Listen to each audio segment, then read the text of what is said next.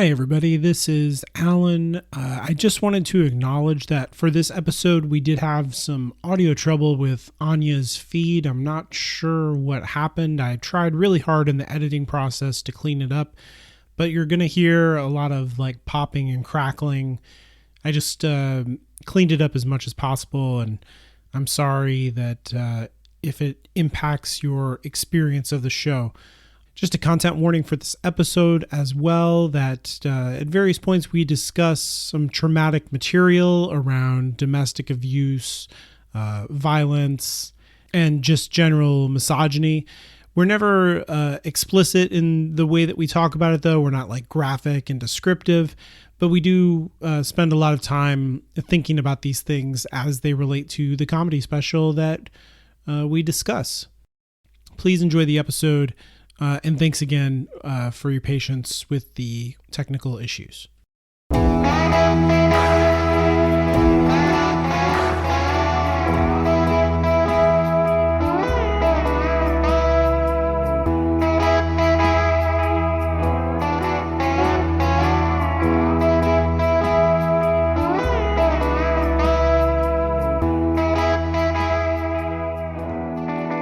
Welcome to Hollowed Ground Storycast. I'm Alan.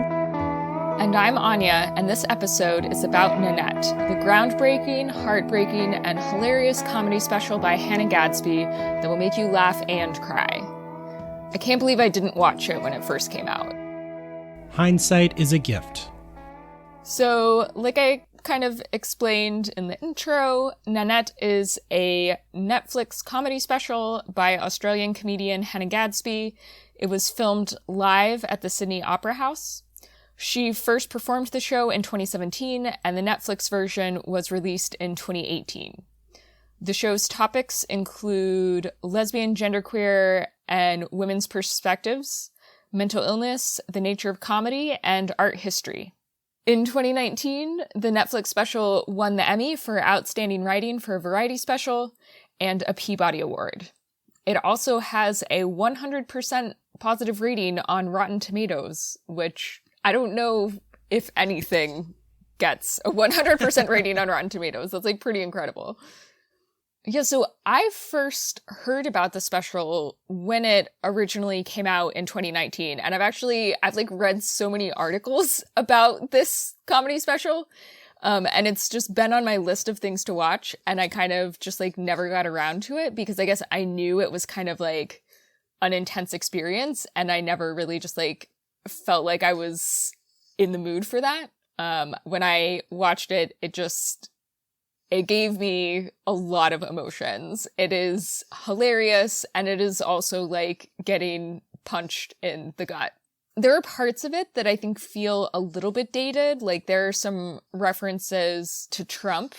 It keys into a certain type of disbelief and anger that is definitely like Trump era pre-COVID, but it still feels super relevant today and absolutely worth watching.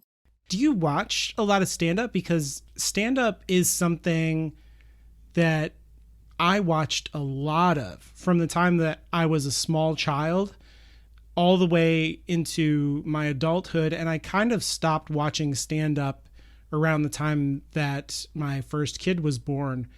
And I don't think that I've actually sat down and watched like a serious work of stand-up until this. So it's been more than a decade for me. Oh, wow. Yeah, I would say I'm not a huge stand-up person. Like I don't go out of my way to watch a lot of stand-up. Eddie Izzard's Dress to Kill, I watched a lot, like in high school and college maybe. Mm-hmm. I mean, you know, I kind of grew up on certain Chappelle Show sketches, but in terms of like actual stand-up, yeah, like not a ton. Hari Kondabolu's Waiting for 2042 is the other stand-up show that I've like listened to several times. The stand-up that I listen to is all like kind of transgressive in some way, so it makes sense that this would definitely appeal to me. It's interesting too, right? Because you know, most of the things that we talk about on the show are things that have been really important to us for, you know, like a long amount of time. They tend to be older things. This might be like the newest thing that we have talked about on the show. But, you know, I watched it and I was immediately like, oh, I need Alan to watch this and we need to talk about it because, I mean, it is a comedy special, but it is about the power of stories, right? So it's so complicated. It touches on so many like really important and interesting themes. It just seemed like it was the perfect topic to talk about on the show. Mm-hmm. Yeah, I agree. I listened to so much stand-up comedy when I was younger. My roommate, when I met my wife, was breaking into stand-up comedy, and we used to watch it and take it apart the way that at the same time I was taking apart the structure of storytelling to teach myself how to do it. He was doing that with stand-up comedy to teach himself how to do it. When you start to like examine the structure of art, it like ruins the art. You know what I mean? Like, and so you like see the way that jokes are structured, and then you start to like get this weird insular kind of snobbery of like, well, that was a poorly constructed joke and all of this other stuff. And you're appreciating it on a meta level, and then you want more sophisticated stuff and blah, blah, blah, blah, blah. But like, I value all of that experience and all of that deconstruction because this comedy special actively deconstructs what a comedy special is and stand-up comedy itself in a funny, interesting way. Mm-hmm. She's so brilliant. She even makes that like a part of the show and a really important part of what she's saying. Yeah, I think it's interesting, right? Like, this is a comedy special, and throughout it, Hanna, I feel like that's weirdly overly familiar, but also just calling her by her full name feels weird. Hanna Gatsby. I don't know. Miss Gatsby. I'll just call her Madam Gatsby. There you go. Great. Throughout the show, she talks about how she is thinking of quitting comedy because a lot of her comedy was built on self-deprecating humor, and how, you know, like as she's gotten older, that style of humor, like she realizes how much it is actually like damaging her. Like, it starts out as a coping mechanism, but at some point, like, it stops working as a coping mechanism. I think part of my problem is comedy has suspended me in a perpetual state of adolescence. The way I've been telling that story is through jokes. And stories, unlike jokes, need three parts: a beginning, a middle, and an end. Jokes, only two parts: a beginning and a middle. And what I had done with that comedy show about coming out was I froze an incredibly formative experience at its trauma point, and I sealed it off into jokes. And that story became a routine, and through repetition, that joke version fused with my actual memory of what happened. But unfortunately, that joke version was not nearly sophisticated enough to help me undo the damage done to me in reality. So it reminded me a little bit of the conversation that I had with my mom, where I was being a shitty little sarcastic kid, and my mom was just like, do you know what sarcasm means? And I was like, no. And she was like, it's in Greek, it means like the tearing of flesh. You know, I know that you think sarcasm is funny, but like it is rooted in pain. And so like, just think about that. It had a big impact on me and the way that I thought about humor and like what humor is actually doing, and how, you know, things that are funny for some people can be really harmful to other people. Yeah, I think an important part of everything that you said is to kind of couch it in the subgenre of stand-up comedy that she is doing, which is like identity comedy. Like, somebody is like, I'm a black comic, I'm a lesbian comic in this scenario. When you're a marginal person, then that identity comedy, it makes everybody who's not on the margins comfortable, because like she says in there, she's like inseminating her lesbian identity into the tension part of the joke, and then letting you feel okay about your discomfort with her being a lesbian in the punchlines. And so the whole thing is like therapy for straight white men around like the discomfort of lesbians, you know, existing. Yeah. And it's like violence to herself. Let me explain to you what a joke is. And when you strip it back to its bare essential components, like its bare minimum, a joke is simply two things. It needs two things to work, a setup and a punchline. And it is essentially a question with a surprise answer, right? But in this context, what a joke is a question that I have artificially inseminated with tension. I do that, and that's my job. I make you all feel tense, and then I make you laugh, and you're like, oh, thanks for that. I was feeling a bit tense. I made you tense. This is an abusive relationship. Do you know why I'm such a funny fucker? Do you know? It's because I've been learning the art of tension diffusion since I was a children. But back then it wasn't a job, wasn't even a hobby, it was a survival tactic. I didn't have to invent the tension, I was the tension. I'm tired of tension. Tension is making me sick. It is time I stopped comedy. I have to quit comedy. But I can't quit you. I can't quit you. I can't, because I don't have a backup plan, guys.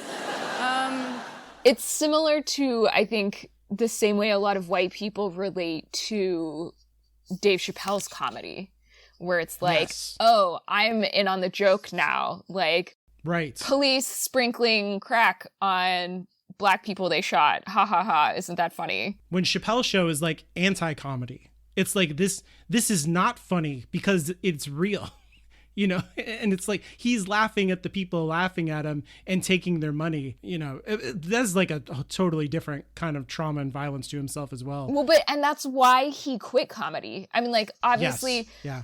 Chappelle has like a whole thing with transphobia that we won't get into, but, you know, he did, after making a shit ton of money, basically had the option to keep making a shit ton of money and was like, no, I don't want to make comedy where white people just like laugh at black trauma and then like still go out. Still do it. And yeah, and like still just like be fucking racist and like, yep, you know, vote for DAs and politicians that uphold the criminal justice system and like, fuck it, I'm out. That's what her comedy show is all about. Yeah. Is diffusing that. Looking at the structure of the identity comedy show and then laying that out to the audience as like, this is structurally part of the problem. Like, this is designed as, you know, social therapy, not for me, but for you. And like, and it has like this sick place that is part of all of art in our culture, of creativity being linked to suffering. Like, it is your vocation as an artist to suffer so that the rest of us don't have to. Yeah, which is another thing that she brings up, and especially like in the context of Van Gogh. It's now I have to pronounce that word differently after watching Nanette. It's in the back of your throat. Artists don't invent zeitgeists, they respond to it. He was not ahead of his time. He was a post-impressionist painter, painting at the peak of post-impressionism. While Peter was picking his pickled pepper. He wasn't born ahead of his time. He couldn't network because he was mental. He was crazy. He had unstable energy. People would cross the street to avoid him. That's why he didn't sell any more than one painting in his lifetime. He couldn't network. This whole idea, this romanticizing of mental illness is ridiculous. It is not a ticket to genius. It's a ticket to fucking nowhere. And artists are not these incredible, you know, mythical creatures that exist outside of the world. No, artists have always been very much a part of the world and very, very firmly attached to power.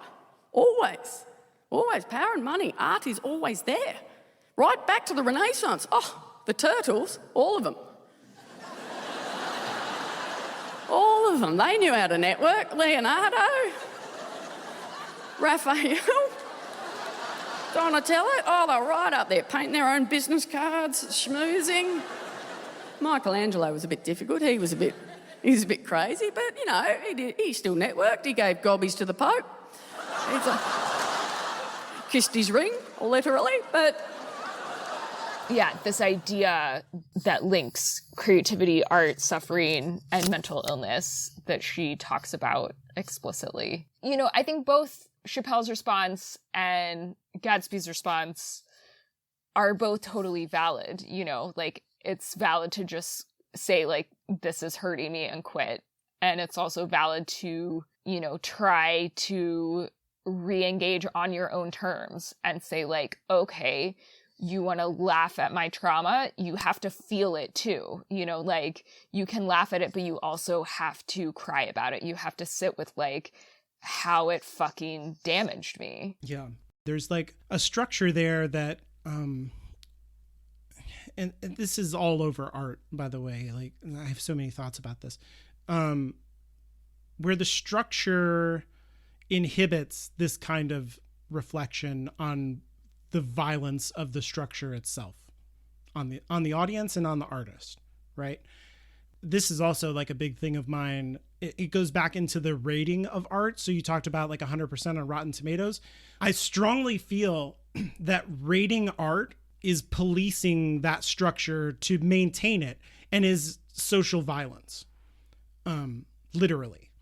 So, like, we tend to, so when we talk about, like, the objective quality of, like, the stand-up comedy show or a book or a movie, what we're really doing most of the time, if we're not very reflective, and I say we, like, I just mean people who review stuff, is we're comparing it to some kind of, like, ideal structure, and then in all the ways that it doesn't align to that structure is bad, right? And so that this has long moments where there's no jokes, or, you know, or where she is actively trying to make you cry, or where she is on purpose, and she points it out, like, there's, like, I said this about my relationship with my mother, and there's no tension there, and doesn't it make you feel uncomfortable?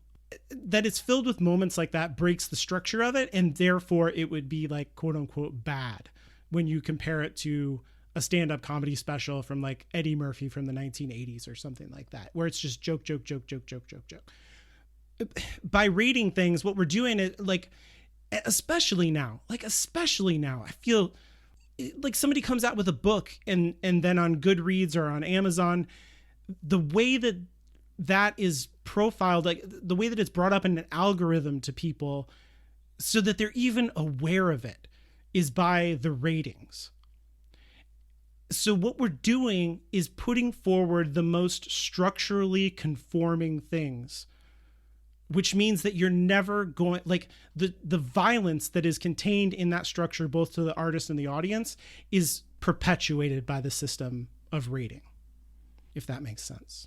Yeah, that totally makes sense. Everything about this show is so great because of how it doesn't conform to that and points it out on purpose. Mm-hmm. When I watched this, I started crying because of her talking about that and how strongly I feel about it. It was one of the first things, like, when I was on Mandy's show, I talked about Dead Poets Society, and there's a whole part of Dead Poets Society that is about that exact thing, how you can't rate poetry. They draw a graph and they're like, the excellence of the poem, and then he, like, says, tear it out of the book. This is excrement. Excrement. That's what I think of Mr. J. Evans Pritchard. We're not laying pipe. We're talking about poetry. How can you describe poetry like American Bandstand? Well, I like Byron. I give him a 42, but I can't dance to him. Now, I want you to rip out that page. Go on. Rip out the entire page. You heard me. Rip it out. Rip it out! Go on. Rip it out! Thank you, Mr. Dalton. Gentlemen, tell you what, not just tear out that page, tear out the entire introduction. I want it gone. History. Leave nothing of it. Rip it out. Rip! Be gone, J. Evans Pritchard, Ph.D. Rip, shred, tear, rip it out. I want to hear nothing but ripping of Mr. Pritchard. We'll perforate it, put it on a roll. Not the Bible. You're not going to go to hell for this. Go on. Make a clean tear. I want nothing left of it. You know, a good review doesn't just say, like, this is good, this is bad, right? It says, this was my reaction to this piece of art, and here is why. That gives other people a clue for how they might react to it as well. Mm-hmm. And it's, you know, it's the thing, it's like what I said, it's not about, it's just buzz, right? It's just buzz. Which sucks. It sucks because I would rather, like, I watch Netflix all the time. I've never seen this special. It's years old. I've never seen this special come up in front of me in the algorithm, which has to do with, like, the way it's rated, but also the things that I watch. And so it just wants to, like, vomit up more of the things that I watch. And then I'm like, there's nothing on Netflix because it's just like, you know, the same kind of thing over and over. And I just have no awareness that something like this exists at all because, you know, it's not putting it forward because that's how the algorithm works. Yeah. And that is, like, part of what motivates me to do the show with you, right? Is because there is infinite content these days, basically. Yeah. But finding something that really speaks in a incredibly deep and meaningful way is still as hard as ever. And so, you know, like, the number one motivation, right, is just so that we can have these conversations and share the things with each other, but also, you know, so that we can flag these things for our listeners in case they either haven't heard of them like you, or maybe heard of them, but, like, didn't have the time when it was super buzzy and zeitgeisty. Mm-hmm. And then to, like, put it back on their radar so they can go ahead and watch it. That's, like, part of what I love about our show is that it cuts across genres and media. I don't think anybody can say, like, oh, I've already seen every topic that we talk about, right? Because I think we're both pretty eclectic people, and we're pulling from, like, our favorite across all different genres, books, movies, TV. So, you know, everyone's going to find something new. So she's, like, deconstructing what comedy is and, like, making people live in her trauma that she has been milking for jokes and kind of, like, sanitizing for so many years. But then also at the end, she goes into a few minutes where she basically just, like, yells at all the straight white men in the audience and tells them to pull their fucking socks up. And yeah, it's great. And, like, like, I fucking love it, right? Because let's be honest, like, the past 5 years, 6 years at this point, oh my God, it's been horrible. Like, I think we've all just been, like, filled with incandescent Mrs. Scarlet and Clue rage. You know, all the time. Whew. Honestly, like, it was so cathartic. To the men in the room who feel I may have been persecuting you this evening, well spotted.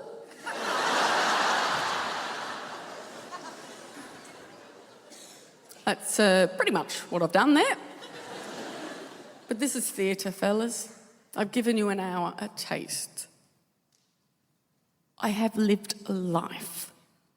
The damage done to me is real and debilitating. I will never flourish. But this is why I must quit comedy, because the only way I can tell my truth and put tension in the room is with anger. And I am angry, and I believe I've got every right to be angry. But what I don't have a right to do is to spread anger. I don't. Because anger, much like laughter, can connect a room full of strangers like nothing else. But anger, even if it's connected to laughter, will not relieve tension, because anger is a tension. It is a toxic, infectious tension. And it knows no other purpose than to spread blind hatred, and I want no part of it because I take my freedom of speech as a responsibility, and just because I can position myself as a victim does not make my anger constructive. It never is constructive. Laughter is not our medicine. Stories hold our cure. Laughter is just the honey that sweetens the bitter medicine. What really hit me about that is different than just like incandescent rage. She said it so perfectly. What about the humanity of these men who are doing this? Like what she's focused on is like the cost to them of being what they are and how that is not acknowledged. The entire culture is geared towards producing Trumps and Harvey Weinsteins and stuff like that. Like the rules exist to define their greatness, right? Because they transcend the rules. The rules don't apply to me. I could go out and, what did Trump say? I could go out and shoot people in New York's, Times Square. Shoot somebody on Fifth Avenue. Yeah, and I would still get elected, right? That the rules exist to show how heroically transcendent I am. And the rules also exist to hold you down. What does that make him? Yeah. Like I don't feel sorry for him, in terms of like he has all the power and money, but he's not a whole person. He's definitely not actually happy. Like you're absolutely right. Like I do not pity him, but I am on some level glad that he is miserable, and like wouldn't we all be better off if he could be less miserable and also not hurt people? Why do we have this system? Like, this is what it makes. Like, why? For what? Like, it's not even worth it. Mm-hmm. Like, it makes this. And it's not, it doesn't serve our humanity. It just doesn't make any sense, and it's just happening more and more for just so the powerful can be powerful. It's just fucking stupid. Yeah, I mean, this really touched a nerve with me. And this is how I see politics. And it pisses everyone off that I talk to about it, because like there's always binaries around these things, right? It was like, oh, you can't, Trump is a racist and he's evil. And therefore, and when I look at these things, I do it through empathy. And so when I'm looking at Trump, I'm like, what a sick, miserable person.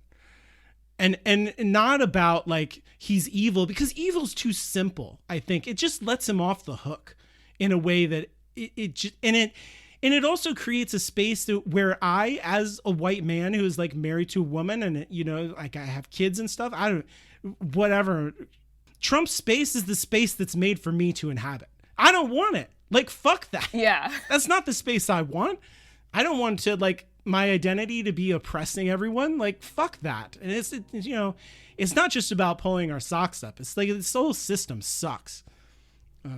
So I would just rather get rid of it. Yeah. I'm sorry. I'm like yelling. No. That's upset. Great. That is like, I mean, I think that's what the response that she wants to invoke. I'm curious how you think her perspective on anger relates to Orlando Jones's Mr. Nancy in American Gods, since that's like another show that you and I talk about a lot. And, he says like angry gets shit done.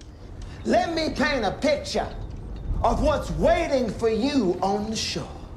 You arrive in America, land of opportunity, milk and honey, and guess what? You all get to be slaves, split up, sold off, and worked to death. The lucky ones get Sunday off to sleep and fuck and make more slaves and all for what? For cotton, indigo, for a fucking purple shirt. The only good news is the tobacco your grandkids are gonna farm for free is gonna give a shitload of these white motherfuckers cancer. And I ain't even started yet. 100 years later, you're fucked. 100 years after that, fucked. 100 years after you get free, you still getting fucked out of job and shot at by police. You see what I'm saying? This guy gets it. I like him. He's getting angry. Angry is good. Angry gets shit done. I think Gatsby's view on anger is a little bit more nuanced and complex. Like, and there is like a little bit of a contradiction in that, right? That I don't think I've quite figured out, because she says, I am angry. I'm not ashamed of being angry. Like, I want you to see my anger, but I also don't want to perpetuate anger, because it's like anger is tension. Yeah. And I don't know, maybe there's not a contradiction in that, but it does seem like there's something there about how, like, anger is a valid response to a certain set of life experiences, and it does need to be expressed, but it's not really a solution to everything. It's like a first step. It has to be like, okay, so you're angry, now what? Yeah, and I think like anger has been the end goal of certain, parts of the feminist movement at different times, because, honestly, like anger is taboo for women, right? Yeah. It needs to be an end goal on a certain level. So I think of everything like yin and yang, like in Taoism, there's always like another side to the coin. And so kind of fetish that I see a lot of feminists have for anger, or, or like you're saying, Mr. Nancy, black folks are also not allowed to be angry. Like, don't get pissed off about how we treat you. Like, what? Yeah. Get back in line. You're right, though. I think like fetishization is an interesting label to put on that, because that depiction of Mr. Nancy in American Gods, it kind of is like a real fetishization of anger, which again is a valid response. But it is like putting it on a pedestal. But you need to get there, right? You have to have permission to be there. But I think it's the same, the yin to the yang on that with men is when there's like an exhaustive relationship between men and women where men will like pour out all their hurt in some kind of therapeutic reach of like, I can be vulnerable to you because you have less power than me, and therefore like you could heal me, right? Like, there is no, men with other men cannot have intimate, close emotional connections. You can't. In the same way that women are not allowed to be angry or black folks, because that is the emotion we have, right? Is anger.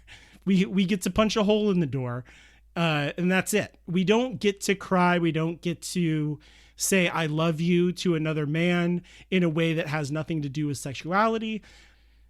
People do, obviously. But I'm just saying, like, in the stereotype, right, of the Trump manhood, kind of structure of society, you don't need that because it makes you weak. And so there's a fetish for it, for men, that is also not healthy, where you're instrumentalizing everyone around you and you're not growing. You're just like vomiting hurt, that has like, it's like what she said, where you're just having like this recursive relationship where you're in a arrested development and you're just like, I hurt so much. It's the same thing. Like, you can stand there and burn with anger, and it feels good because you're finally allowing yourself to do it, but it doesn't go anywhere, right? It's just, it has to be one more tool in your arsenal. It's the other thing that sucks about this whole system is we're not allowed to be fully human, and like crossing the side to the other side where the grass is greener is not the answer. Like, getting to be angry is just, one step in the process, and you have to, it's like she says, one of the things that I love about what she says when she talks about the structure of comedy is that it has two steps, right? There's the setup and the punchline, but stories have three. There's a beginning, a middle, and an end. So there is no process in the middle there for the catharsis. And that's why the joke is in Arrested Development. That's why it's just recycling the anger over and over and over. And it reminded me of another podcast that I've been listening to recently called Octavia's Parables, which is about Octavia Butler's Parable of the Talents and Parable of the Sower books, hosted by Adrienne Marie Brown, who's a Black activist feminist. And she just recently, on the most recent episode I listened to, she said binaries are intrinsically conservative. And I was like, yes, this is exactly like, sometimes somebody says something and you're like, I've been trying to say that for like 20 years. Yeah. Like, and so there's like this binary to the setup punchline relationship, and her breaking out of that and telling a story instead, where you have to sit with it and have empathy because it draws you in and holds you there. That breaks the binary. And then, like for me to have empathy for someone like a police officer or like Donald Trump doesn't mean that I excuse them. It means that I understand them. Like empathy is not about letting someone off the hook because you can see it from their perspective. It's about like knowledge. It's emotional knowledge. And it doesn't need to inform your actions in a way where it's like, oh, now that I see it from your perspective, it's okay. Like it's less okay now that I understand completely where you're at. And like, you need to learn. It's not okay for you to behave this way. So yeah, like I think empathy is a tool, and I think anger is a tool, and I think relationships are a tool, but they can't be like the end. They're not the destination. They're part of the journey. I am talking all over your episode. No, I love it. I love it. No, because I feel like, I don't know. I feel like I had such a strong emotional response to this episode. I feel like my, besides those emotions, like a lot of my response was just kind of like questions more than answers. And I feel like you've been thinking about these things a lot longer than I have. And so I love, like hearing your take on all of this. And I would love to hear your thoughts on the whole point of the Nanette special was that she wanted her full story to be heard, right? Because she had been mining her traumatic history, like snippets here and there to make people laugh, to make a living, because she could make, not a lot of money in art history, which is what her degree is in. Like what it means to tell your full story to an audience and to make them see you in a world that is basically committed to not seeing you as a fat butch lesbian. She talks about how she doesn't fit into the virgin whore dichotomy, speaking of binaries. That are conservative. Yeah. Art history taught me there's only ever been two types of women, virgin or a whore. Most people think that Miley Cyrus and Taylor Swift invented that binary, but it's been going on thousands of years.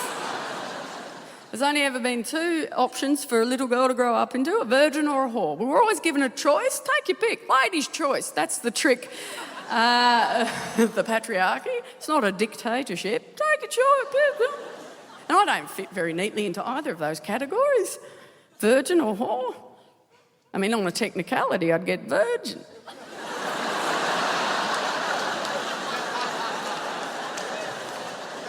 No. Do you know, if you go into a gallery with the oldie paintings there's a lot of evidence to suggest that women have existed for a very long time. Longer than clothes.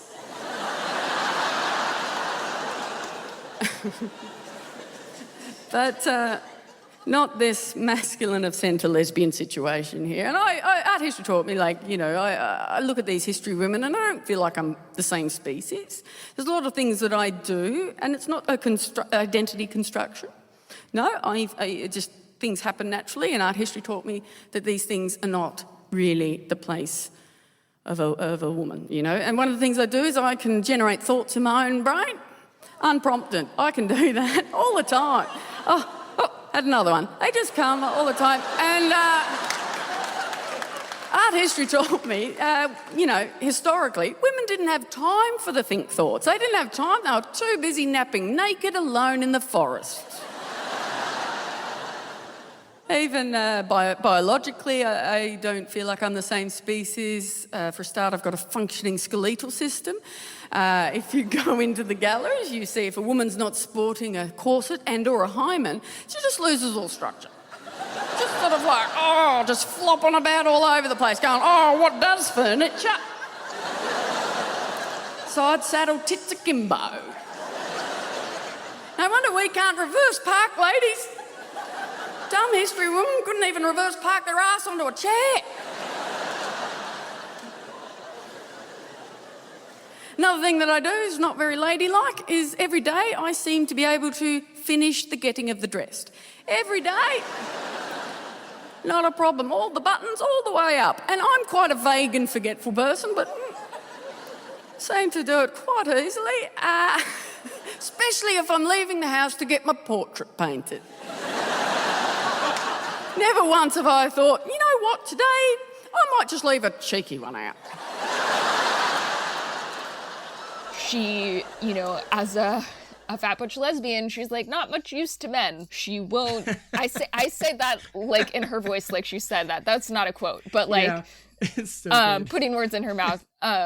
She is not for their physical consumption, and she's not for their visual consumption either. Like, if you're going to be a lesbian, you might as well be hot and let us watch you have sex in porn, So at least you're useful to us in that other way. She is like being the voice that she wishes she had when she was growing up, soaking in shame, and wishes that she had, like some kind of role model. And so there's something just like very affirming about your own humanity and worthiness to tell your own story on your own terms and to have people be forced to listen and accept your story the way you tell it, And it's that like the words that I'm using, almost sound violent in a way where it's, like forcing people to hear your story the way you want it to be heard. But like, that's kind of what all of history is, right? Is like white, rich, powerful men forcing us to interpret history and like our art, our literature on their own terms. She's like reframing so much. There's that saying, right, that like, if you're used to being in power, equality feels like oppression, right? Like, oh my God, being forced to take a fat butch lesbian on her own terms, how dare?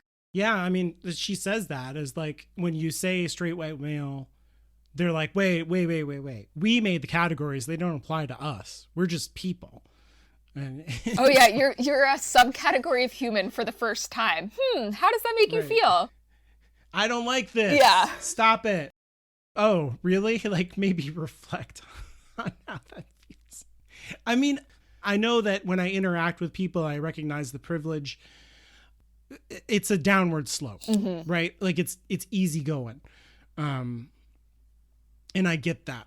And I definitely, when she talks about being a kid and growing up in a society that like teaches you to hate yourself and how your brain literally doesn't make the connective pathways between your self-worth and your identity.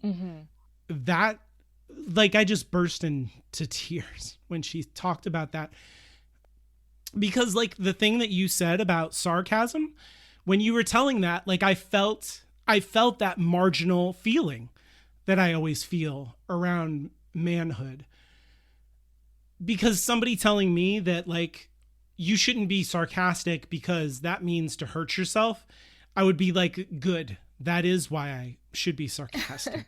I should hurt myself because I'm worthless. because that's what I've been taught from the time I was little. Like after my parents got divorced and my dad took me, it was, I didn't have a bed from that time until I was in college. I didn't have my own bed. When I was in high school, I slept in a shed. I would get beaten over nothing. Sometimes, like I didn't even do anything. It would just a look or something, or whatever the peripheral excuse was. And sometimes I did antagonize it and make it happen. But also, like, at the same time, my dad would show me love and tenderness. And so that was pretty confusing and arbitrary. Yeah. And so, like, you can't afford in that situation to value yourself. It's a literal survival tactic, because if you do, you're going to stand up for yourself, and you're too vulnerable to do that. And it's the kind of situation like she talks about with Roman Polanski and a 17-year-old girl. That girl can't... Sorry, Picasso. Oh, I'm sorry.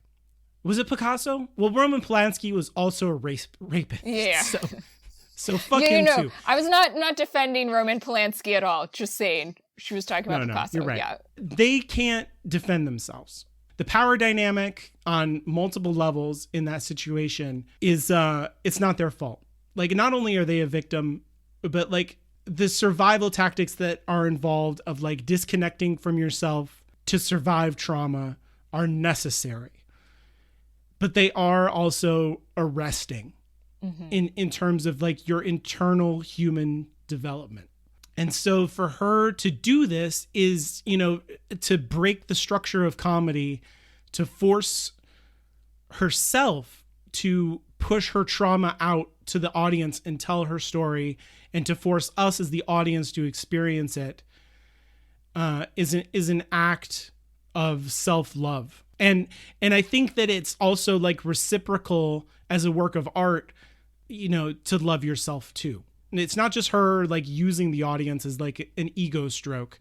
It's also teaching us to restructure the art format, but also like to love ourselves through the art, which is an enormous gift. Yeah. That she's giving the audience. And it's incredibly dangerous to her career, because it could ruin it if it doesn't, because it breaks the structure. So therefore it's bad. But it's also like vulnerable. So it's emotionally dangerous, and it's literally physically dangerous because of the terrible homophobic society we live in, where she makes herself a target. So I'm just really grateful for her bravery and the work. And I very much identified with the self-hatred part of it. And I'm from the northwest coast of Tasmania, the Bible Belt. 70% of the people I lived amongst believe that homosexuality should be a criminal act. 70% of the people who raised me, who loved me, who I trusted, believed that homosexuality was a sin, that homosexuals were heinous, subhuman pedophiles. 70%. And by the time I identified as being gay, it was too late. I was already homophobic. And you do not get to just flick a switch on that. No, what you do is you internalise that homophobia and you learn to hate yourself. Hate yourself to the core. I sat soaking in shame in the closet for 10 years. Because the closet can only stop you from being seen. It is not shame-proof. When you soak a child in shame, they cannot develop the neurological pathways that carry thought. Carry thoughts of self-worth. They can't do that. Self-hatred is only ever a seed planted from outside in, but when you do that to a child, it becomes a weed so thick and grows so fast, the child doesn't know any different. It becomes as natural as gravity. When I came out of the closet, I didn't have any jokes.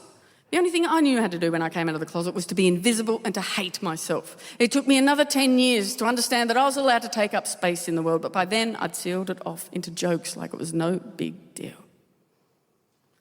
I need to tell my story properly.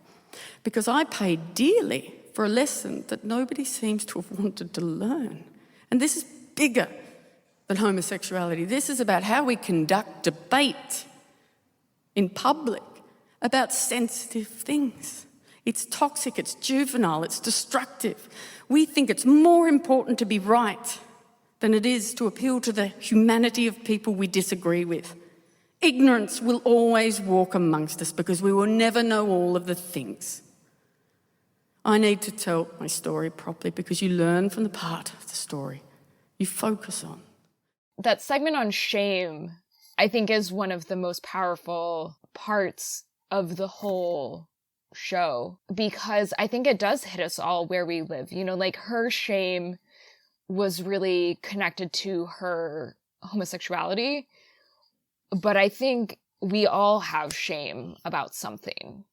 And it makes you think a little bit more about LGBTQ pride, right? Gay pride, like why that is such a thing, right? Is because pride, at least that kind of pride, right, is the antidote to shame. I think it's not a mistake that so much of Christianity is built around pride as a sin and humiliation, right? I mean, obviously not all of it, but in its most dysfunctional forms. And yeah, it's interesting, you know, she talks about how gay pride doesn't really speak to her from an aesthetic or like energetic choice. She's a quiet gay. She prefers to sit at home and drink tea. I love that part of the show. Yeah. How she feels marginal even in her marginal. Right, group. right. And that it's like, oh, how frustrating that can be, where it's like, you have an identity that is so other, and yet you feel even otherized within that identity. You know, it's like the straights don't want you, and the gays don't really want you either, because... It's like the straights want to kill you, and the gays don't want you because you're a bummer. Yeah, because you don't like rainbows and running around and, you know, getting drunk, throwing beads everywhere. I definitely identified with that. She also talks about after her show, she would get feedback from, quote unquote, feedback from lesbian audience members about how she's not good enough as a lesbian in her identity, the way that you're saying. And then she would get opinions, quote unquote, from men who are like, you know, you should just calm down and be less offended. Yeah. Which I love that she does that, because again, it's that whole thing of like binaries are inherently conservative. It's not that she's rejecting the white male identity and flourishing in the lesbian identity. It's that she's being honest about how marginalized she is completely. And there's no space for her. And so she has to use this comedy show to create space for herself and make you feel the way she feels. Yeah. Well, and I think too, the feedback from the lesbian, right? It was that like she didn't have enough lesbian content, that like not literally every single joke was about being a lesbian. That speaks to the weight that I think is put on a lot of marginalized people to be an icon and to be everything all the time.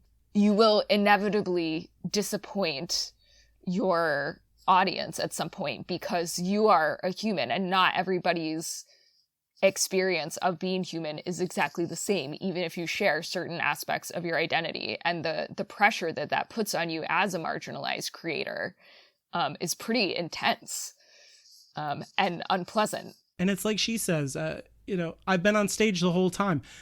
She is a lesbian. This is lesbian. Like, that is it. Right. That is, it's not the totality of it. It is a part of it. And it's not, you don't have to speak all things to all people at all times. Like, it's not possible. And it's ridiculous to expect it. Yeah. And also the idea that, like, if you're not talking about something explicitly, that somehow invalidates your identity, or like you go back to being default cis white male.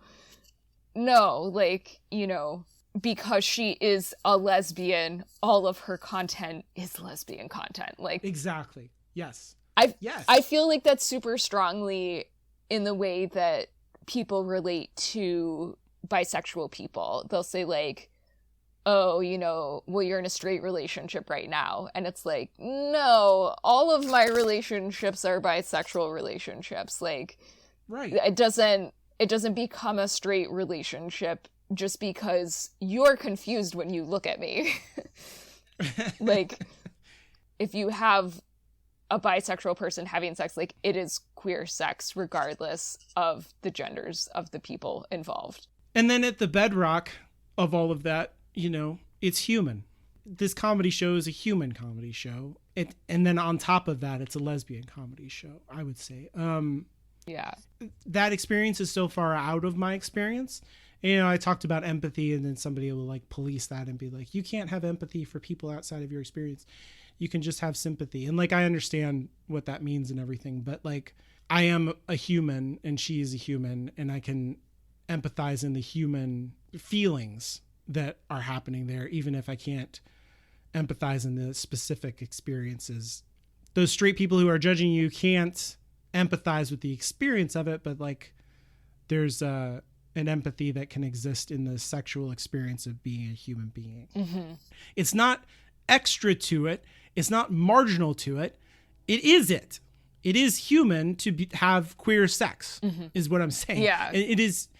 This counts as art. This isn't marginal art. This isn't lesbian art. Like, yes, it is those things, but it is art. It is comedy. It is the thing. It is not also the thing or on top of the thing. It is the thing. It's hard to, because like how do we break down the patriarchy, right? Mm-hmm. Like, there's this big interior space. We talk about marginal spaces. So you have to talk about the interior space of like white, straight male, rich supremacy, and like the way to fight against that is like on its own terms, like, so you create the marginal identity group as like a group who can stand up to the interior group, because like individuals will just get you're just going to pick them off, so you need the group so that you have the safety. But then you end up policing within the group and creating new trauma. Yeah. Yeah. Oh my God. That's such a great way of explaining that. It sucks. It super sucks. So my other favorite thing about the special is that in a show that is otherwise about, identity and things that are, for the most part, like really personal to her specific lived experience, she also just like goes on this huge art history tangent. And I mean, it does relate back thematically because it's about misogyny. But it's so good. But I love that she's like, this is my chance to make people hate Picasso. I mean, I don't know if that was actually her process, but like in my heart, that's what I want to believe, is that she's like, okay. Because it doesn't get any better with modern art either, I tell you that. I trip on the first hurdle. Pablo Picasso, I hate him, but you're not allowed to. I hate him, but you can't. Cubism. And if you ruin Cubism, then civilization as we know it will crumble. Cubism, aren't we grateful in this room that we live in a post-Cubism world? Isn't that the first thing we all write in our gratitude journals there? Oh, thank God. I don't like Picasso. I fucking hate him. He's rotten in the face cavity. I hate Picasso. I hate him, and you can't make me like. But you got to like, Cubism. And I know I should be more generous about him too, because he suffered a mental illness. But you see, nobody knows that, because it doesn't fit with his mythology. They go, I think you're thinking of Van Gogh. No, I'm thinking about them all, actually. But because Picasso, he's sold to us as this passionate, virile, tormented, genius man ballsack, right? There's no room in that story for, is there? No. There's, it's rhetorical, but there's...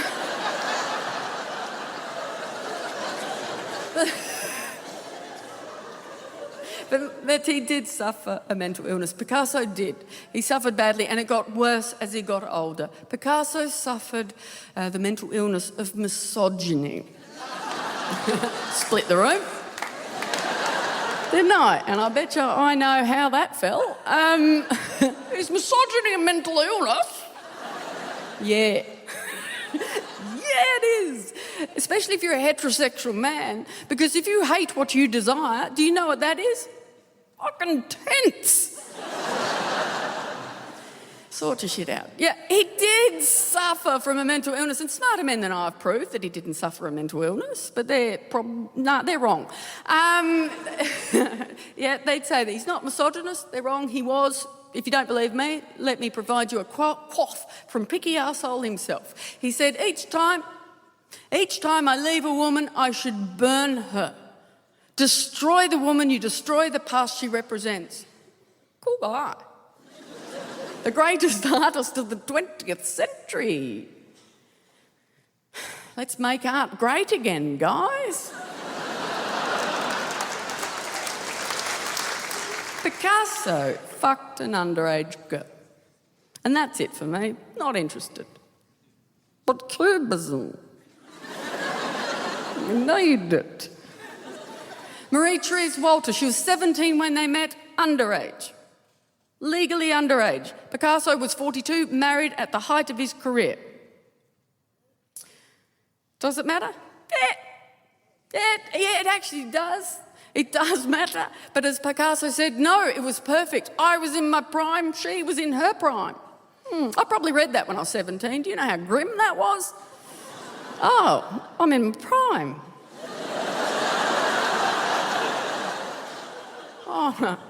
Oh, there is no view at my peak. But I wasn't upset at the time, of course, because I was learning about Cubism. I love people who have like a lot of very niche knowledge and expertise and find ways to share that with a non-expert audience in a way that is fun and interesting and effective. Both in Nanette and in Douglas, I think she does an amazing job of like teaching us art history and understanding why it's interesting, why it's valuable, and like coming to really appreciate art history as a discipline in a way that I like haven't really before. Then she also points out like the structural violence of it and how it is an outgrowth of the white male rich supremacy, but it's also like props it up and reinforces it too, which is so important. You know, because she like describes all of art as like men create, you know, painting dick faces. Yeah. Oh, yeah. Dick faces. Vagina faces for their dick flowers. Yes, exactly. Yeah. Yeah. Which is great. You know, like I love how it just like humiliates the men in the situation. I love it so much. Yeah. Oh my God. It makes sense though, right? Because like, yeah, if you are trained and steeped in art history, how can you not grow up being aware of the misogyny and the oppression that like permeates all of that art? Yeah. It's such a good part of the show. And it links back into the whole thing of her deliberately and explicitly breaking the structure of stand-up comedy set and pointing it out, because then she like goes on to point out in this totally different art form how the same thing is happening. She's not just talking about comedy. It's like all of it. It's all one thing. And how there is a perspective, and then that is the valid, real perspective, you know, within the culture that doesn't include the perspective of the subject. It reminded me of the book that we just recently finished in the book club, the Discord book club, Addie LaRue, where the character of that book is kind of like a muse to a lot of different artists. She is. So the title of the book is The Invisible Life of Addie LaRue. Exactly. And she is the invisible woman who has all of these ideas and wants to create, but through the world building, right? She has this curse. No one can remember anything she does, and she physically is unable to modify the world or like leave a lasting mark. So the only way that she can do that is with a lot of effort and intention, trying to influence men mostly around her. Right. Who are artists and make art about her.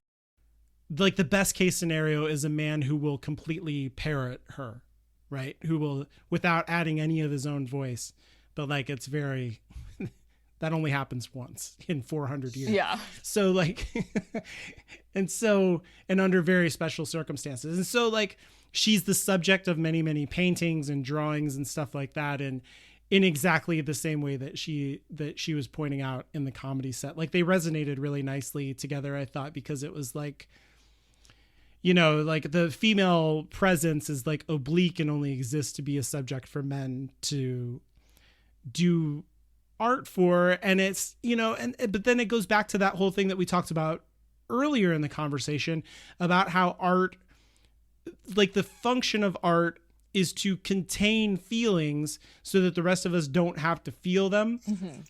What it really is so that men, as the center, you know, because we're the only real humans, don't have to feel anything. We don't have to be emotional. We can be numb in our cultural space because our feelings are vicarious through art. Mm-hmm. And so like the subjectivity of women, like they exist so that, again, you know, for our therapy, because that's the thing that is taboo for us. And all that numbness is just to help prop up the emotional violence that I talked about earlier, where like you're not the harm that you're doing to yourself as a human being by hurting others and shutting down your empathy.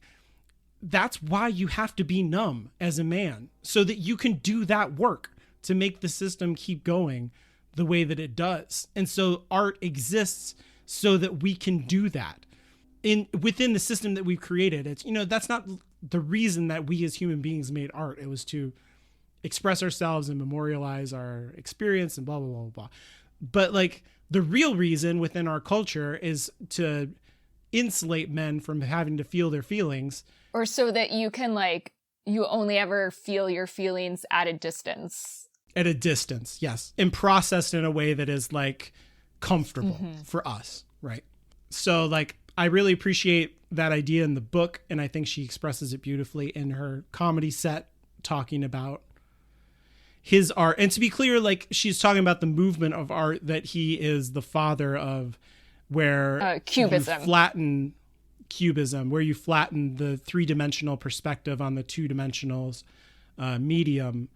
And so you show the back, the sides, and the front all together. So when you do a face, that's why his art looks so weird, because it's like the ears are not where they should be and all of that kind of stuff, because you've flattened it all out and you show every perspective simultaneously. But then, as she says, none of those perspectives are female. They're just male, top, bottom, and side. Right. Yeah.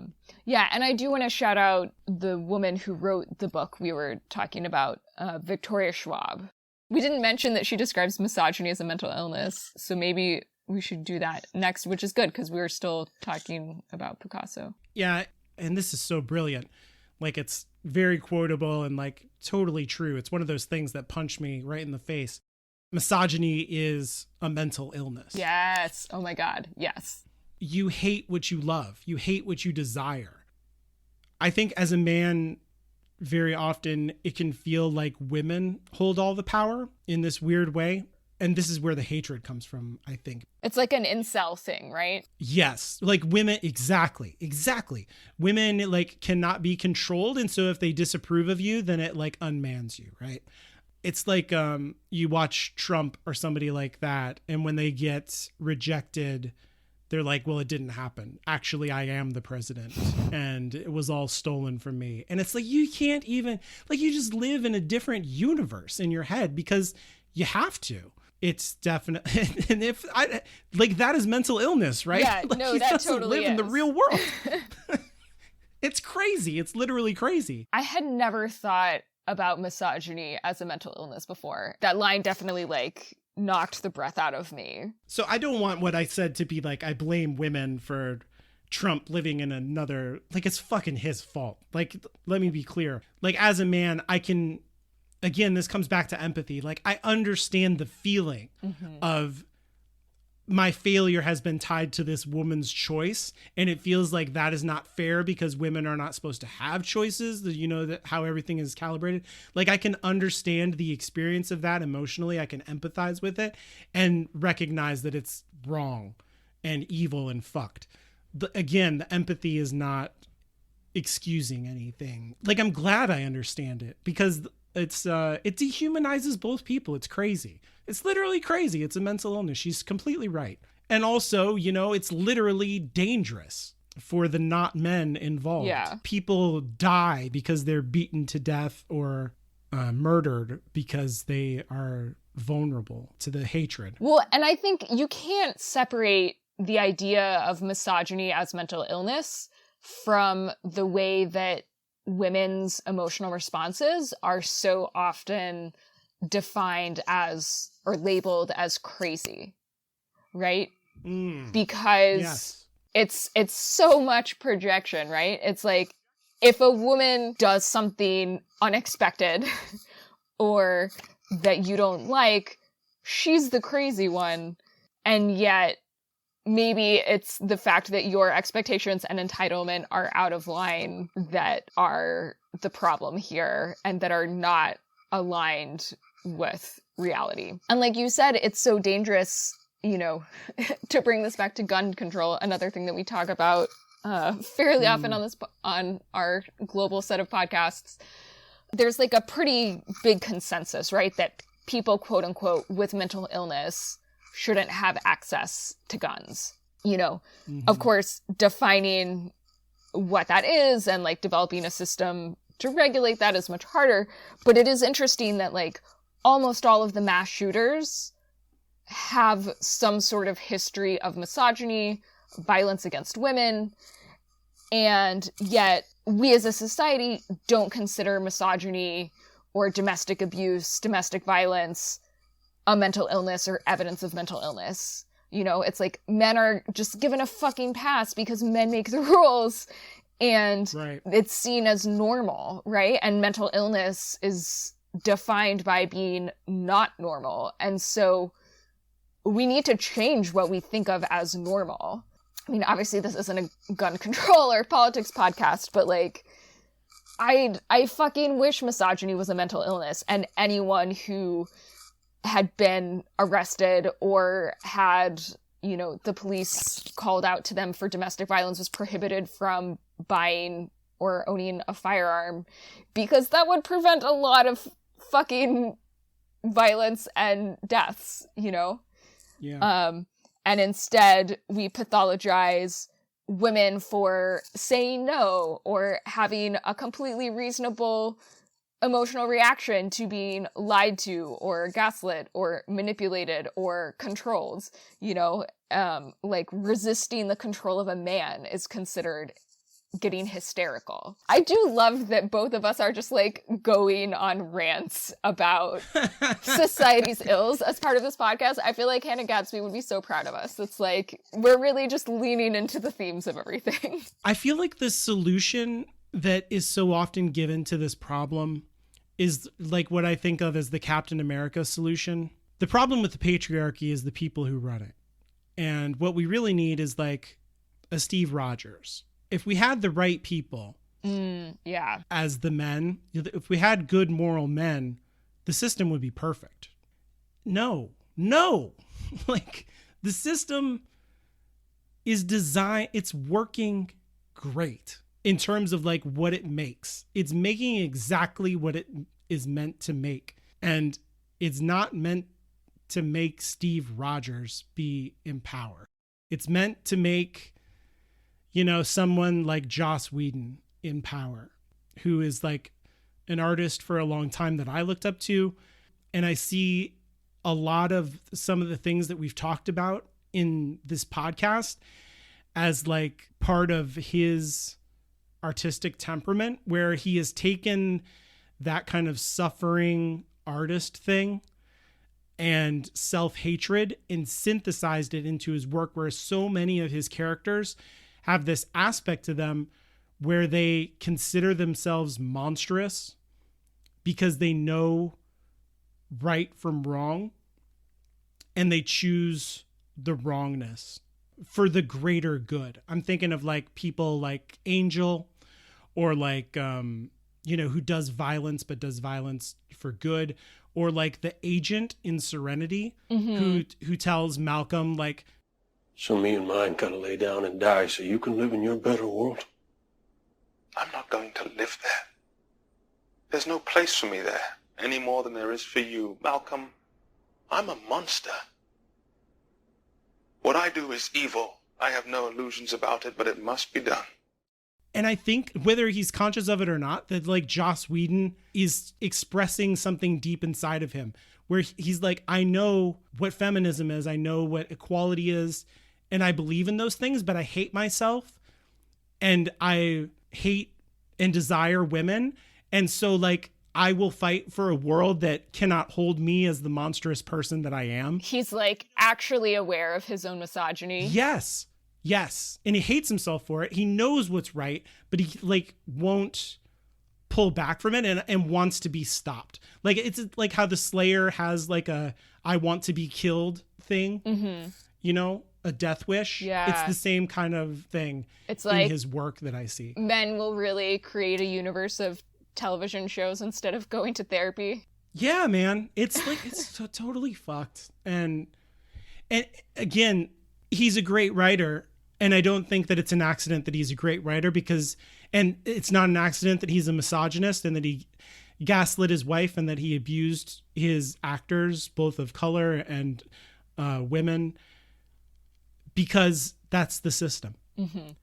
That is what it makes. And the systems themselves are engines of violence. Just like she talks about the way that the jokes are structured in the stand-up comedy works is to relieve tension and make you feel more comfortable. You know, it never processes the trauma. It just milks the trauma. It's just a suffering machine. And, you know, when we call for like own voices people to create stories, to make movies, to make graphic art, whatever kind of art they're making, we can't hold them to these structures that we've had for forever because they're white, male, rich, supremacist structures. They need to be different structures that these groups create themselves for themselves. Because if they're not, then what you're actually doing is assimilating these people into these structures. Yeah. And perpetuating it. So like, I would challenge people, if you're going to go outside of your comfort zone, and I do this all the time, like I read a lot of indie books, self-published stuff. And what you'll get a lot of times in that space is it would be like, well, the quality is not very good. But again, I would say, like I did earlier, that when you talk about quality, what you're usually talking about, like reflect on what you mean by that, because what you're usually talking about is comparing the structure, the known structure that you have and everything that carries with it to this new thing that you're experiencing and saying, well, it doesn't fit in this way and this way and this way and this way. And think about why it has a different structure and who it's written by and what it's expressing. And don't try to make it fit into the abusive, violent structure of everything else. We're just going to get more Joss Whedons if we keep doing that, I think. I'm glad that we've spent so much time shitting on Joss Whedon in this episode because our premiere episode was about Buffy, which is a show that means a lot to both of us. And I think we both still... It breaks my heart. We both still have so much affection for it. And like, obviously so many people are involved in a TV show and like, he did not write most of the episodes. Right. But like, also fuck Joss Whedon. Yeah. It sucks. It's like how she talks about Bill Cosby, but she also talks about how, hindsight is a gift. Yeah. I guess I am curious because like you and I have had these types of conversations before about, quote unquote, separating the art from the artist and like how... Which I think is a kind of numbness again. Yeah. I mean, she is clearly on the side of like, if artists do bad things, we don't have to pretend otherwise or care about them. Like, we can specifically choose to discard terrible people and their art. Or at least make it so that like every time we mention them, we mention like how fucking terrible they were. Yeah, I think that's essential. It's irresponsible not to do that if you are a critic. It's unethical. So like a lot of what we do is criticism here. Like, and neither of us are critics. So there's a bunch of essays by a writer, an artist, and novelist named Susan Sontag, who was a lesbian woman in the I think she died in like the 80s or 90s. Most of her work's like from the 60s, 70s, and 80s. She talks about this exact same thing that Nanette is talking about, how like the form is the art, like the structure is the thing. The content of the art is actually neutral. So like this pretty heavily informs the way that I look at art and the whole art and artist thing. So like to me, to whatever degree you're going to analyze art, for one thing, it's just your take. It's just how you, and it's your take in that moment. Mm-hmm. It's not definitive. Like even if you want it to be, it's really not for yourself, because you're like a moving target. You're going to change and, or maybe like, it could be as simple as like, I have indigestion today or something. You'd be like, well, this movie sucked because like you're uncomfortable. But anyway, like the way that I see art is really as like a mirror. The mirror can be like a really good, clear, flat mirror that reflects something back to you about yourself, or it can be a funhouse mirror that is like distorted and makes everything that is reflected out of it wrong. And so the work of criticism is to identify how warped the mirror is and not to like assign moral value to that. The author's biography and views are a part of that. And so to understand that Bill Cosby is a rapist is to go back to his work and examine it from that perspective and understand that the humanity that is expressed through his comedy is warped in that way, where he is comfortable with that, using his power that way in his position.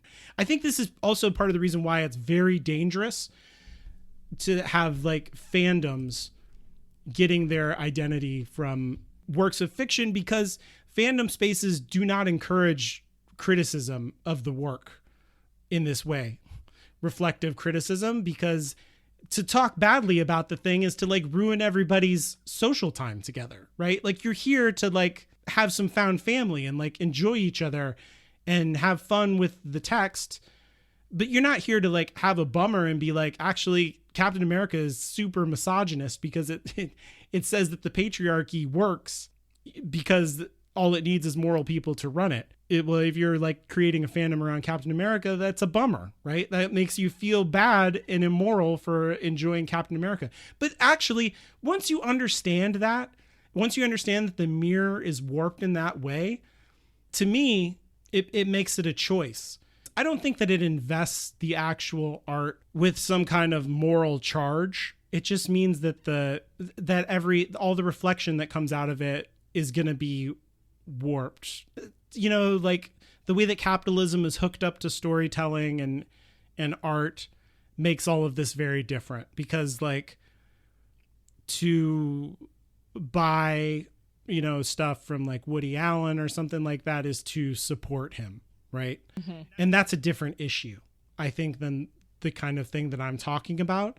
And I would never begrudge anybody to be like, I will not watch so-and-so stuff. I will not. But even then, I would say that like somebody has like a deal with like this movie studio or this publishing place, like J.K. Rowling, for example. It'd be like, well, I'm not going to buy her stuff.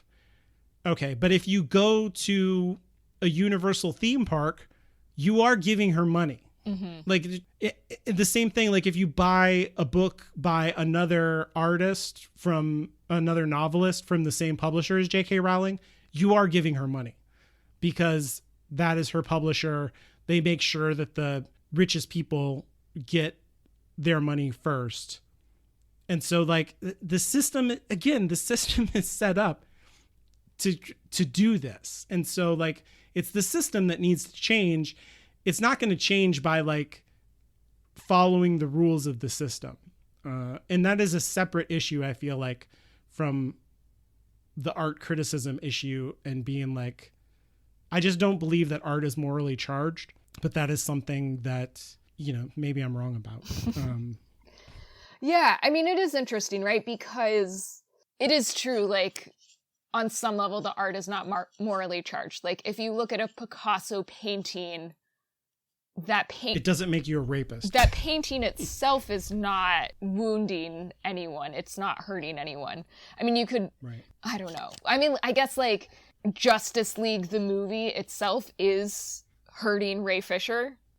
Or like he was harmed by the process of that. I don't know, like to what extent is a 17-year-old girl harmed by a Picasso painting? Like, I guess maybe if it's of her, but not if it's of something else.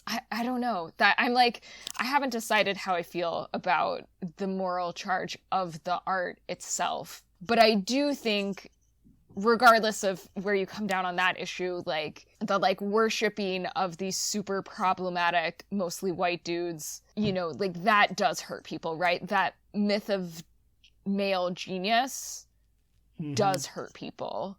The idea that we have to tolerate or apologize for the shitty behavior of these creative genius men, like that hurts people and that does damage to people. So like, yeah, we absolutely need to tear that down and attack that wherever we can. And I just think Hanna Gatsby does a great job with that, and Picasso in Nanette. Yeah. I think it goes back to that, you know, what is the art for? And it exists within the structure that we've been talking about for white male catharsis. Right. And so that's why it needs to be defended, and the complicated relationship between the artist, you know, and collaborative efforts like film, like you're saying with Justice League, all of those need to be dampened you need to numb yourself between the relationship between the artist and the art so that this can exist, so that white men can have a cathartic release, because that is the only way we are allowed to have a cathartic release. It's like, yo, art does not need, maybe we're using it wrong, you know, like, yeah. Or, you know, and it doesn't even, like, these geniuses, it's not even helping them is the other thing that she points out about it. It just makes them less human. And it just makes us less human. So the whole thing sucks. So like, I would just say, and I have ranted at you, you know, in our private chats and in our group chats so many times about this exact thing and I feel bad of like, because it's just basically like, she says it so perfectly. I felt so like, yes, she's like saying it much better than I ever have, of like, the whole system sucks and it shouldn't be the way that it is, and it doesn't help anybody actually. And so like, you should just get rid of it. I just don't know how to do that. I wish I knew how to make that happen. Do you know who used to be a easy punchline? Monica Lewinsky. Maybe if comedians had done their job properly and made fun of the man who abused his power, then perhaps we might have had a middle-aged woman with an appropriate amount of experience in the White House. Instead, as we do, a man who openly admitted to sexually assaulting vulnerable young women because he could.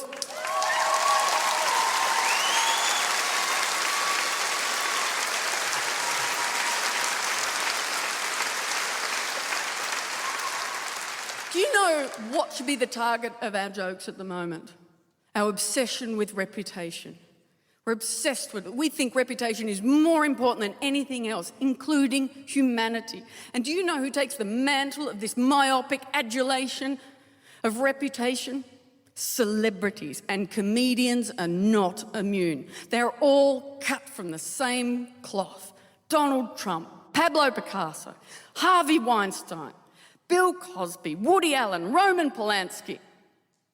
These men are not exceptions, they are the rule. And they are not individuals, they are our stories. And the moral of our story is we don't give a shit. We don't give a fuck about women or children. We only care about a man's reputation. What about his humanity? These men control our stories, and yet they have a diminishing connection to their own humanity, and we don't seem to mind so long as they get to hold on to their precious reputation. Fuck reputation. Hindsight is a gift. Stop wasting my time. If you... Look, I am angry. I apologise. I do. I apologise.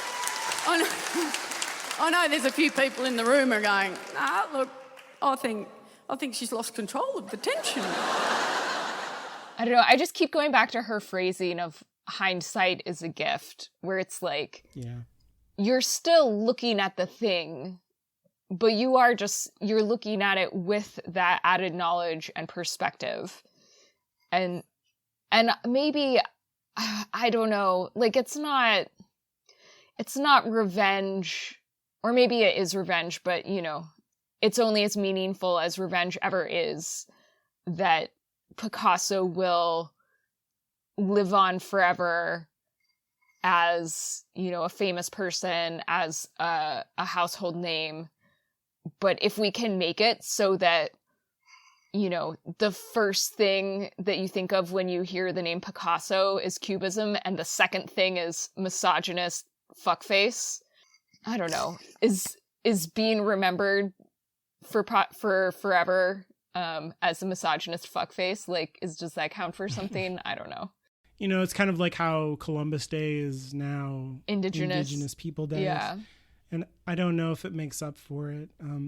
But it's like... That one I think is much lower on the spectrum of like ever being able to make up for a genocide. Yeah. But yeah. I mean, even there, like, I have feelings about, like, was it a genocide, or is that like white supremacist attitude of like, we could have wiped you out, we didn't totally, but like really it was disease that wiped them out. It doesn't matter. I see. Columbus could have been the nicest person in the world and it wouldn't have mattered. It still would have killed 9/10 of the population. Anyway, that's a different discussion. It gives the white people too much agency and choice in the matter. Yes. Because it didn't happen anywhere else. This is one of the only times in history where you have a contra example. Like, we colonized everywhere. And how big is the British Empire? It's a tiny fucking island again. That's how big it is. Because they got kicked out of India, and the French got kicked out of Africa, and they got kicked out of East Asia. They didn't get kicked out of America and Australia because everyone died of disease. It's not because we were better than the people who were here. It's anyway. It's that's a different but related thing. But Columbus, also a bad person. Yes. It's, I don't know. Like, it's just more, we just need more reflection. We need more honesty about how we approach our art.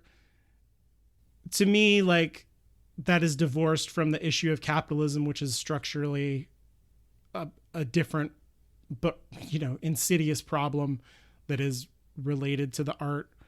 So, like, but maybe I'm wrong about all of that. And it's like, so my point with Susan Sontag is kind of what Hanna Gatsby is saying, where like the structure of the art is it is the thing. And so that's what I mean by like the warped mirror is that, like, you need an awareness of the thing that you're looking at is a thing that is designed to make Joss Whedon's and Harvey Weinstein's and Donald Trump's, to understand what it really is, and that we need to break the structure of it.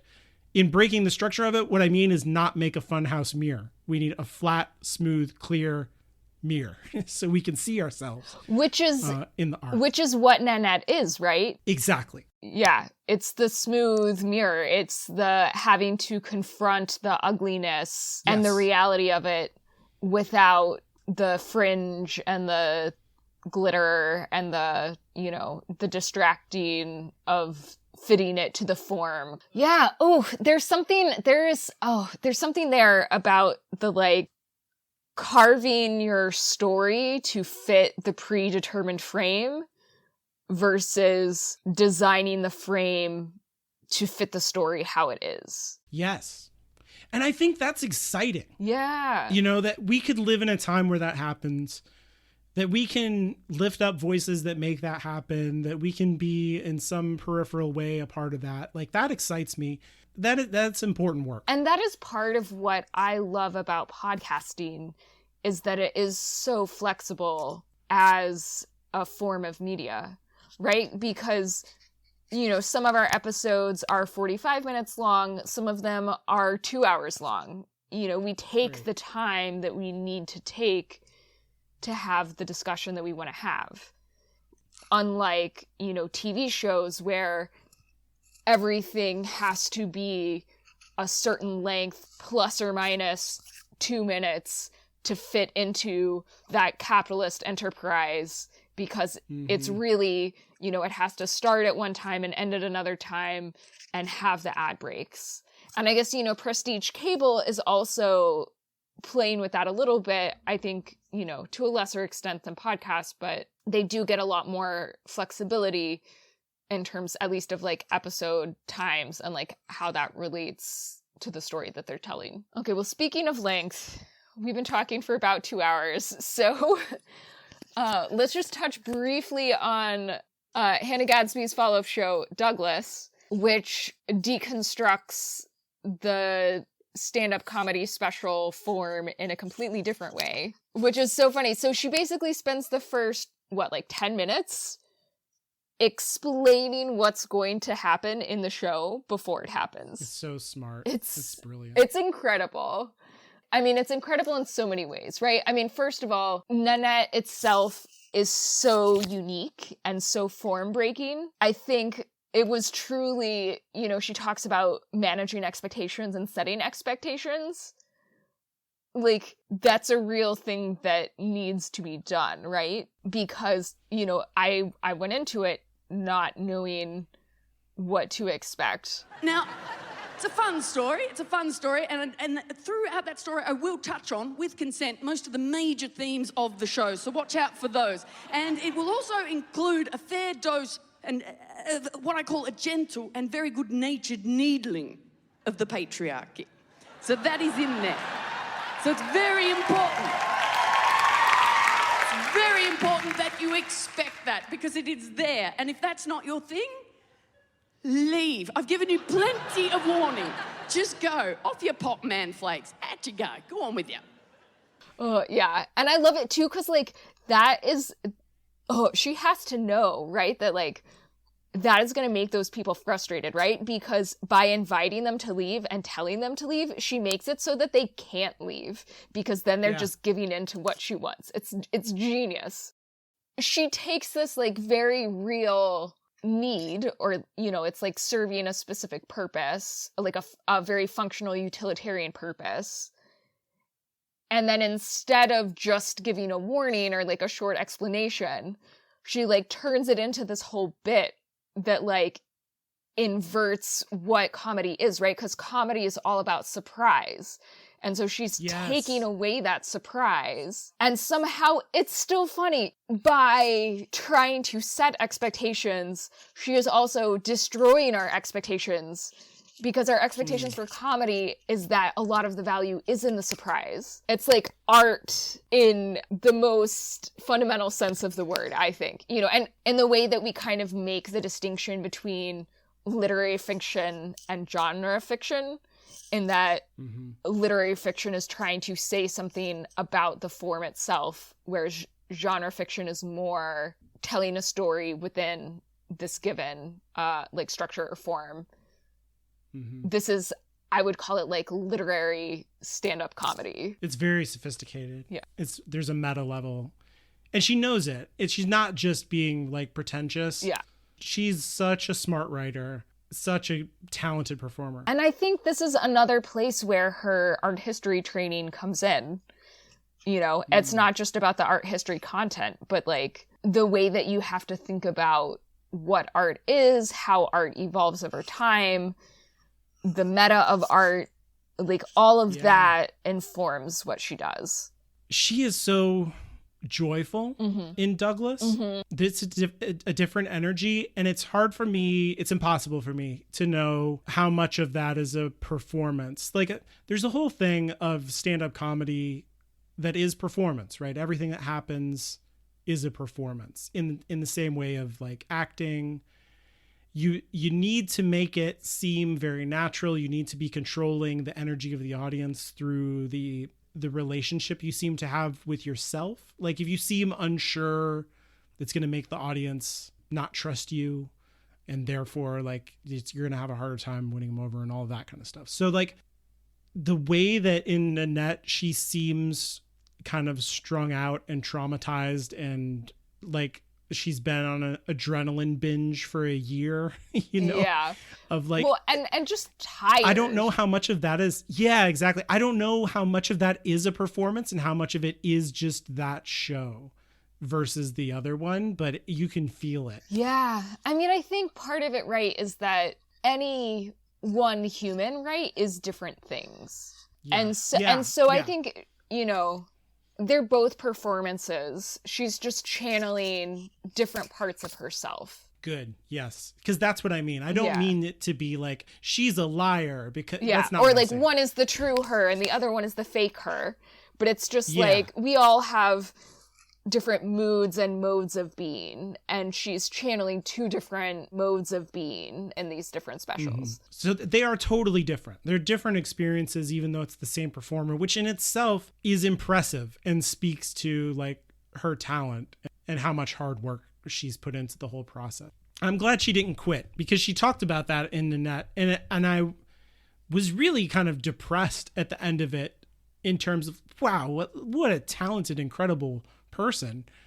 And to think that she left, and then like I looked for more and I was like, oh good, she didn't leave.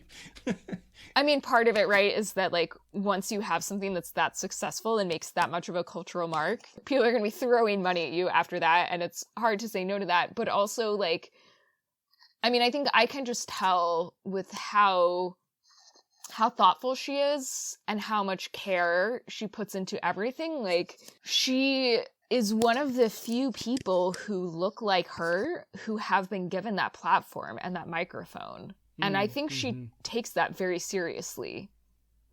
And, you know, as much as we talk about how much of a burden it is to be the spokesperson for your people, in some ways it is also an honor and a service, you know? Like, she did talk about she wishes that she had people like her as role models when she was growing up. You know, I'm not sure how long she'll stick at it, but I feel like she had to at least do a follow-up to show, you know, that I don't mean to like show that it wasn't a fluke in a way of like having to prove herself, because I'm projecting a lot now. I don't think that was her motivation, but I think it was to show, right, that like we kind of talked about, like multiple modes of being, right? To show multiple facets of her existence and her humanity. She didn't want people to think that the trauma and the anger of Nanette was all that she is or that she had, you know? Like, I think she wanted the chance to have more of that queer joy.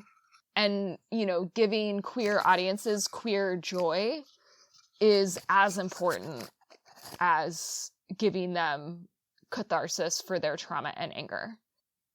Cool. Well, I guess that's the end of our show on Nanette. Join us next month for an episode on Lamort Darthur with our guest, Dr. Paul Moffat. So we're going to be kicking off a long series of episodes with guests that I'm super excited about. And, you know, after going on and on about, you know, how our last two episodes have been more recent works, this one I think is our oldest so far. It was written probably around 1470, so might have a slightly different flavor than this one. But I'm super excited. So Paul is a friend of both of ours, and he is, a professional medievalist by trade. He wrote his PhD dissertation on the Morte d'Arthur, and I recently took just like an informal, for fun class that he taught on it, and not having had basically any exposure to Arthurian legend other than, like Monty Python, basically, and some like general cultural osmosis. I found it super fascinating. Like, I haven't even seen Disney's Sword in the Stone. So that's kind of the level of preconceived notions and like background knowledge that I was working with. And it's just been super interesting. And so when that episode is released, it will be right before his third class on the Morte d'Arthur, and I think his second one, I actually don't know if it's going to be starting before or after this episode airs, but you can look it up. He teaches his classes through the school he runs called Clockworks Academy. You can Google it. They're on Twitter. He has a website. Great stuff. He's a wonderful teacher. I've taken the Frankenstein class. He's extremely thorough and he's funny and smart. I'm excited to talk to Dr. Paul. If you like what we do here on Hallowed Ground Storycast, don't forget to rate and review our show on Apple Podcasts. I'm Anya, and you can follow me on Twitter at StrangelyLiteral. That's strangely, then Literl. I'm Alan, and you can follow the show on Twitter at HGStorycast and visit our website at hgstorycast.com. If you'd like to leave us feedback, you can visit hgstorycast.com/contact or send an email to contact@hallowedgroundmedia.com. Hallowed Ground Storycast is a Hallowed Ground Media production and is produced under a Creative Commons non-commercial share-alike license.